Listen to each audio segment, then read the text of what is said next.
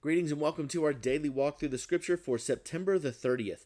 Your readings find you in Isaiah chapter 62, starting in verse 6, and you're going all the way through the end of Isaiah chapter 65. And then you have Philippians chapter 2, starting in verse 19, and you're going all the way through Philippians chapter 3, verse 3. And then you're reading Psalm chapter 73 and Proverbs chapter 24, verses 13 and 14. Now, in Isaiah, we're getting close to the tail end. I kind of said we were wrapping it up a few days ago, and we are. We're within just a couple of chapters of wrapping up Isaiah.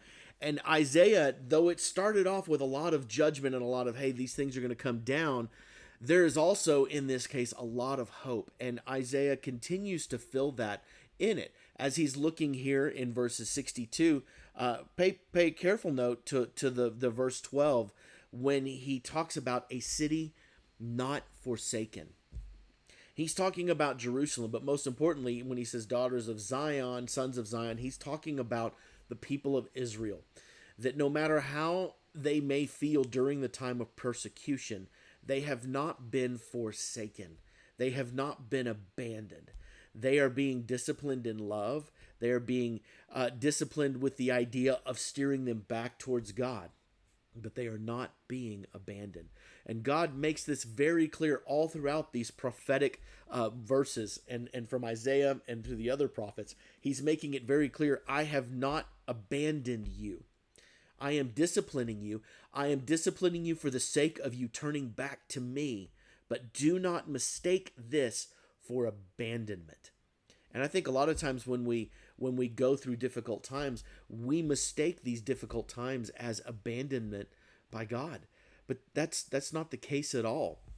I mean, you look back at the history of God, and that's exactly what happens in Isaiah. He starts talking about Moses and starts talking about how they rescued them from Egypt. And remember, this was, when he's writing this was thousands of years ago. Okay, it's not like this was something that happened yesterday. This was something that happened more than 1,000 years ago. And yet God is saying, remember what I have done for you in the past. And we as followers of Christ need to be the same way. We need to remember what God has done for us in the past.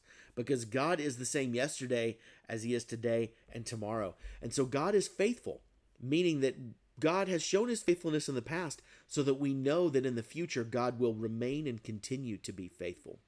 And this is important for us to cling to. When we do feel like we have been forsaken, when we do feel like we have been alone, we need to know that God has continued to be with us. God has continued to show us and demonstrate his love for us. He did it ultimately when Christ died on the cross for us, which is what we talked about yesterday with the song of Christ and his propitiation for us. We talk about Christ humbling himself.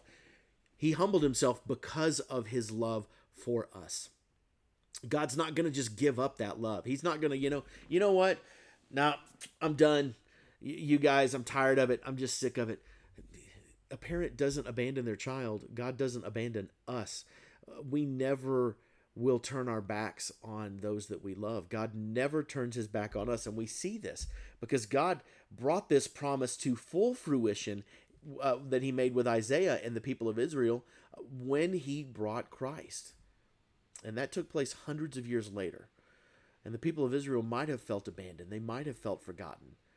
But they also remembered the faithfulness of God. That's the beauty of the Old Testament, is we see that story brought up time and time again of God's faithfulness to the patriarchs, to Abraham.